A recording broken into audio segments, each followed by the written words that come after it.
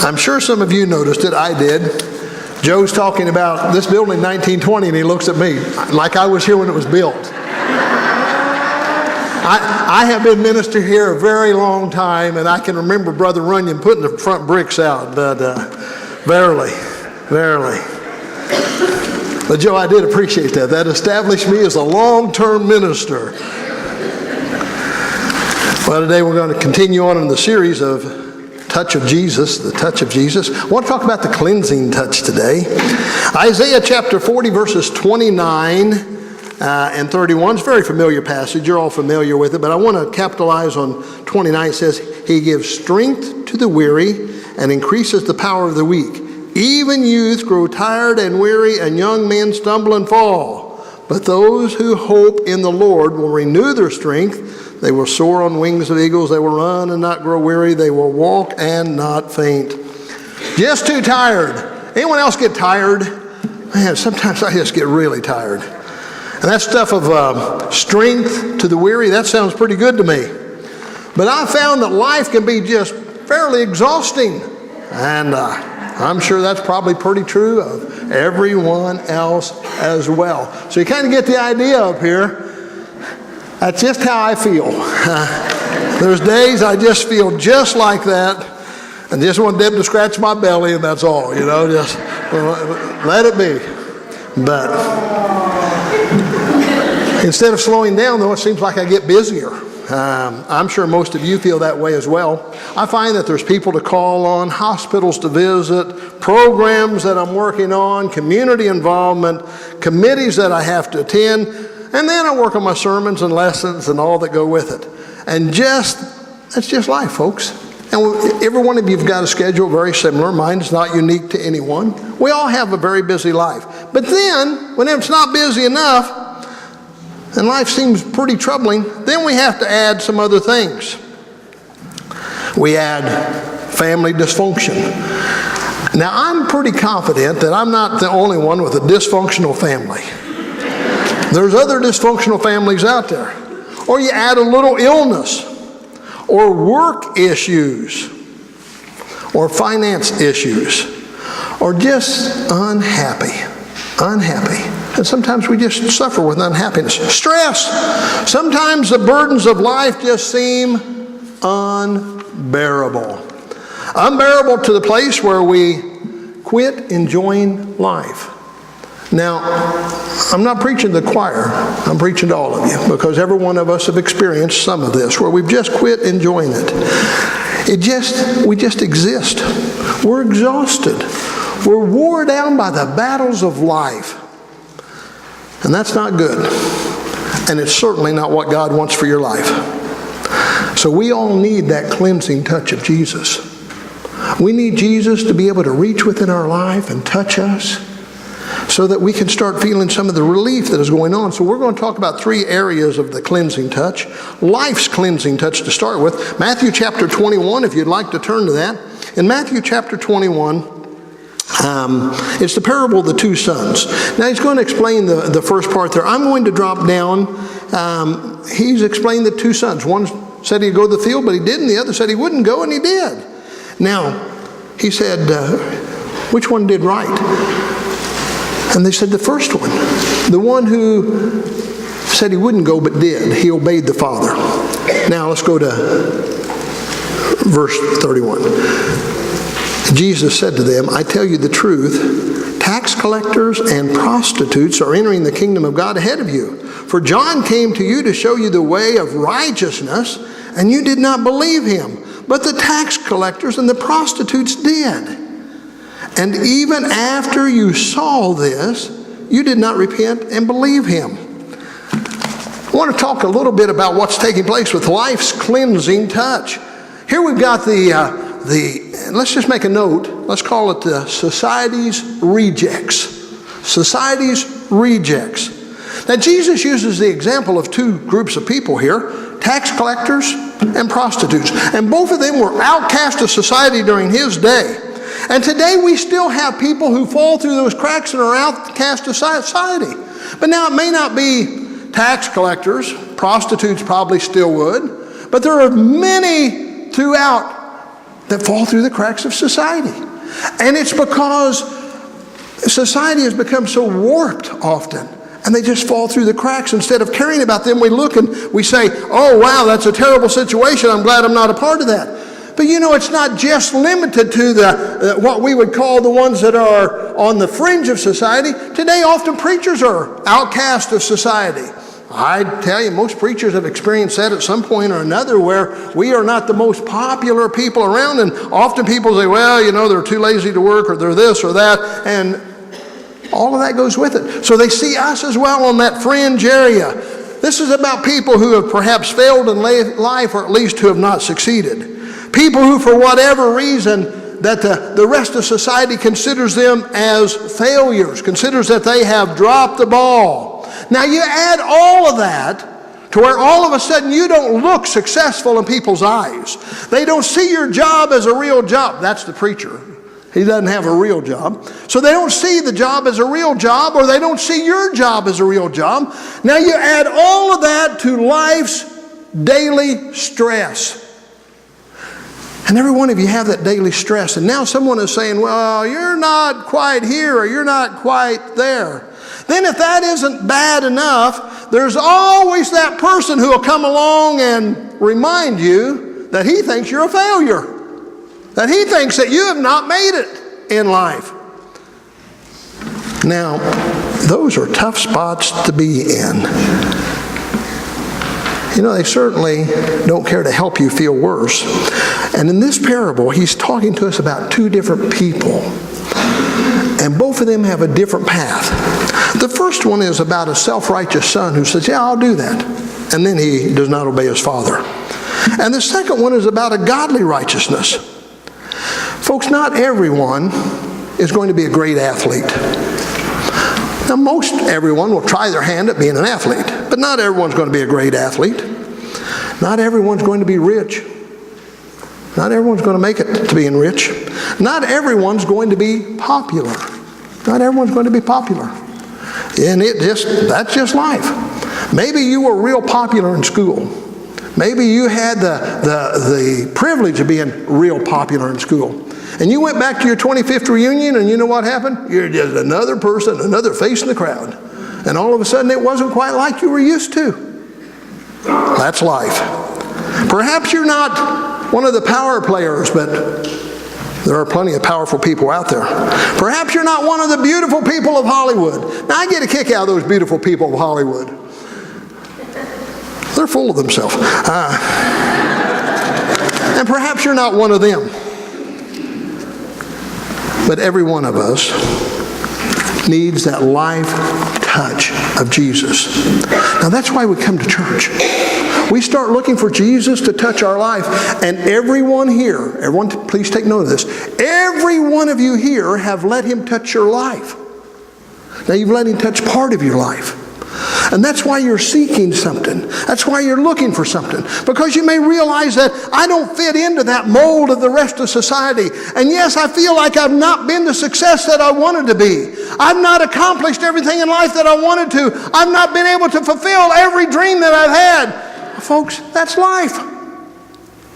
That's who we are. And that's what happens to us. But now, all of a sudden, someone's introduced us to Jesus, and they tell us that'll make our life better. So we start seeking him out. And we let Jesus touch our life. Now, that's going to take us to the next point. Let's go back to Matthew chapter 8 this time. Here we're going to get the story of the man with leprosy. I want to talk not only about touching your life, but about touching your mind. About touching your mind. The man with leprosy. When he came down from the mountain, large crowds, Jesus was coming down from the mountain, large crowds followed him. A man with leprosy came and knelt before him and said, Lord, if you are willing, you can make me clean. Jesus reached out his hand and touched the man. I am willing, he said, be clean. Immediately, he was cured of the leprosy. Now, that's about all that we ever see. I want you to see the rest of it.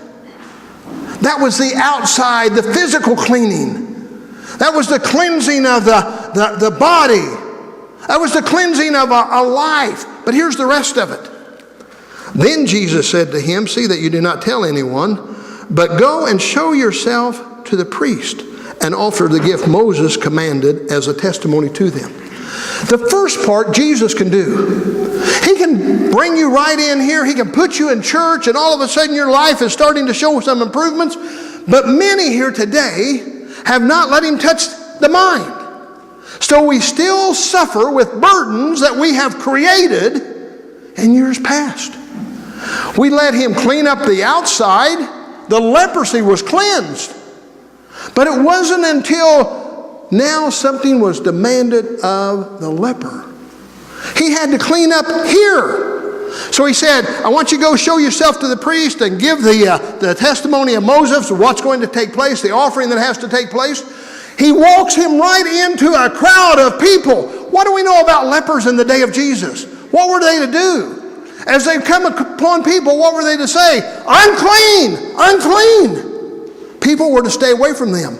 And now all of a sudden Jesus has said, I want complete healing. And that complete healing required something of the leper. It required that the leper, Jesus has already done the outside. For many of you, Jesus has done the outside. You've started coming to church.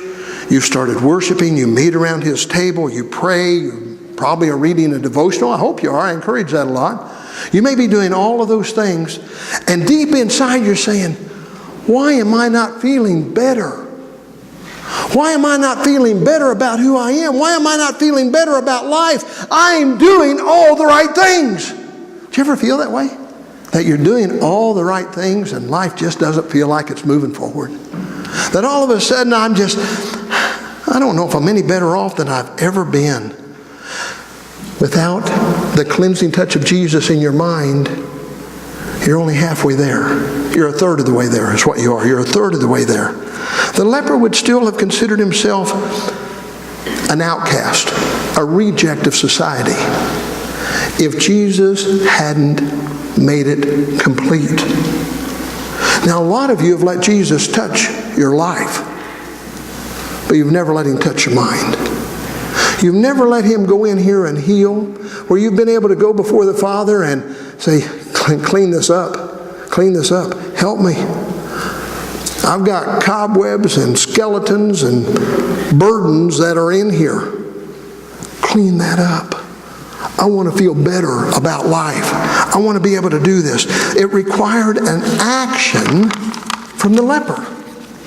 Now, whenever you were converted, it required an action on your part. The cleansing touch to be completely sufficient requires that cleansing of the mind as well. The cleansing of those circumstances and those attitudes that are in your life. Folks, when we live with unbearable burdens in our mind, we lose hope for life. Whenever we live with unbearable burdens in our mind, unbearable, we don't want to carry this. I've come to church so that I can get rid of this. Then let Jesus touch you. Let his touch take place here as well as here. Often we look very good on the outside, but we've not worked on the inside. We lose hope. We lose self-worth. We lose that sense of purpose that we get from him. We forget how important we are to God. That was mentioned earlier by Jerry. How important we are to God. And we lose that because we've only let him touch the outside. I want him to touch your heart, your mind today. Without complete cleansing, the leper could have never been made clean. So Jesus gives new purpose as well. New purpose. All of a sudden the leper has a new purpose. That purpose is so important to him now. No longer is he just dressed in rags and filthy. No longer is the outside an undesirable appearance. That's been cleaned up. But now, because he was able to go, I call it going to church, because he was able to go to the church, was able to go right into the midst of people, he's looking for the priest. He's made that effort to finish the process that Jesus has started. Now, all of us want that finished process, but most of us stopped with the cleansing of the outside. I look better than I used to. How about, do I think and feel better than I used to? The next thing we're going to see is the third aspect, is that soul cleansing touch. In Luke chapter 23, verses 39 through 43, this is a passage that I probably don't use often enough, but it's one of the thief on the cross, and you know about the story of the criminal on the cross. Verse 39, let's just start there and see what it has to say. For the time will come, wrong.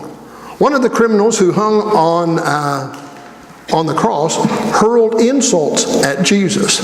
Aren't you the Messiah? Save yourself and us. But the other criminal rebuked him. Don't you fear God, he said, since you are under the same sentence? We are punished justly, for we are getting what our deeds deserve. But this man has done nothing wrong. Then he said, Jesus, remember me when you come into your kingdom. Jesus answered him, truly, I tell you today, you will be with me in paradise. I call this a thief with relief. All right? A thief with relief. Every one of us have burdens that have attached themselves to our soul. Our spiritual well-being is often challenged.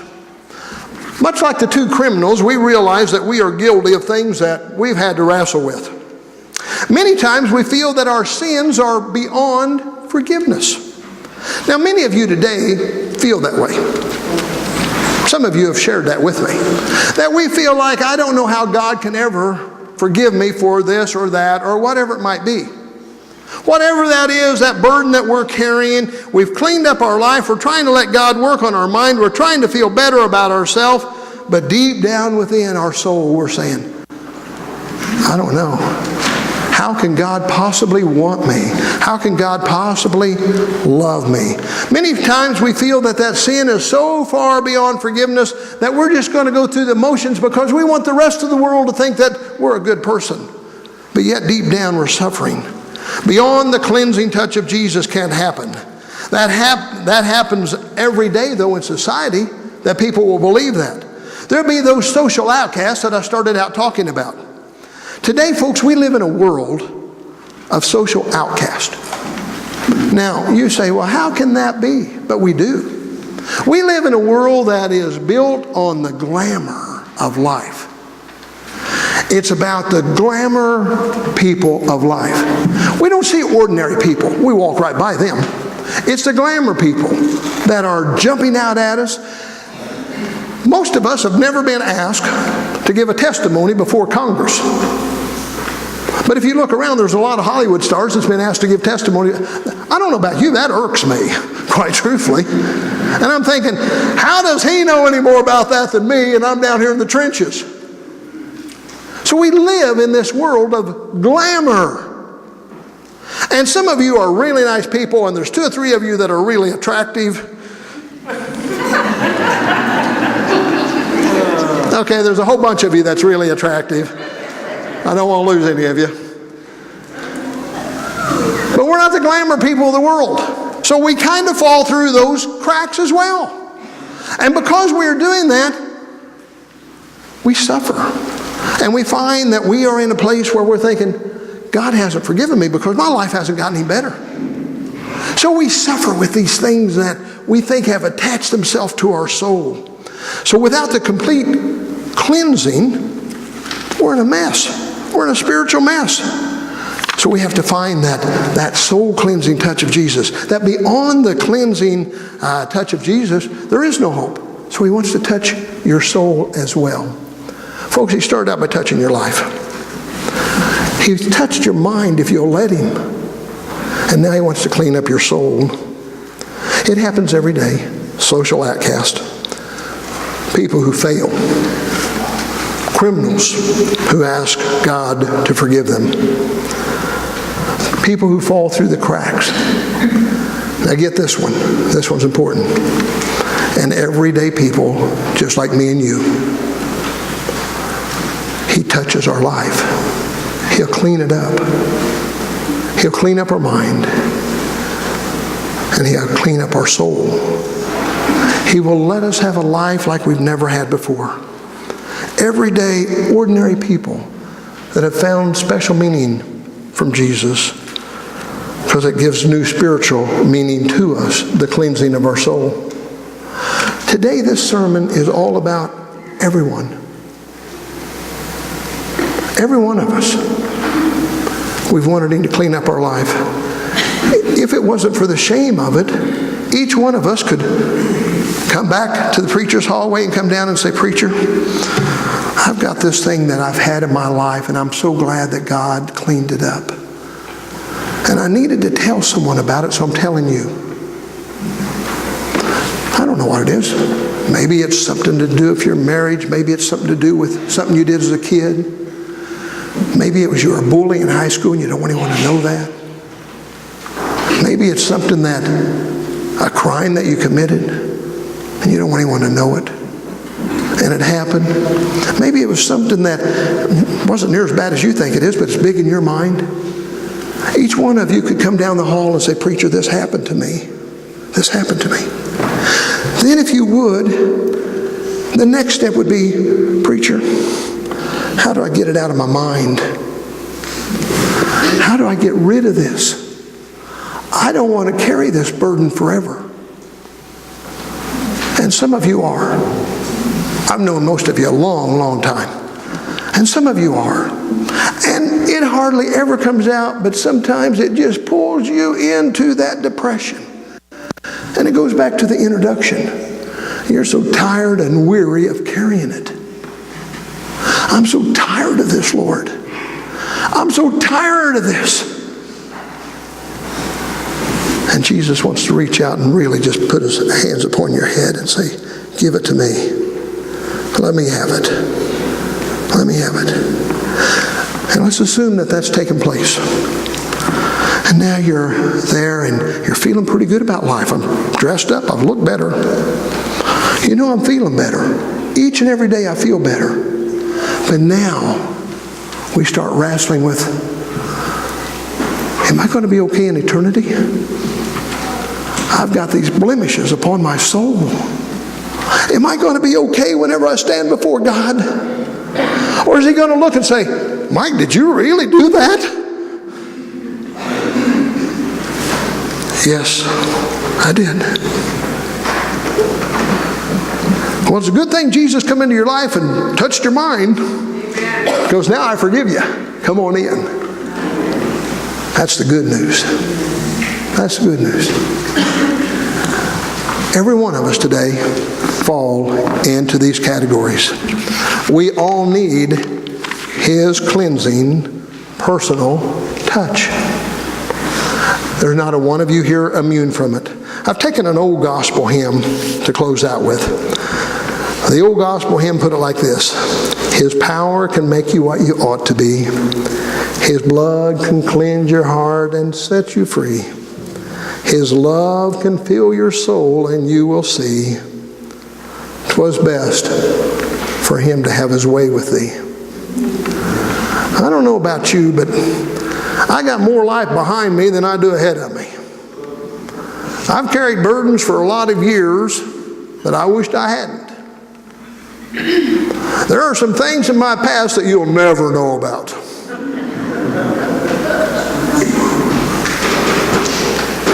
But oh, He has set me free. The key word is past.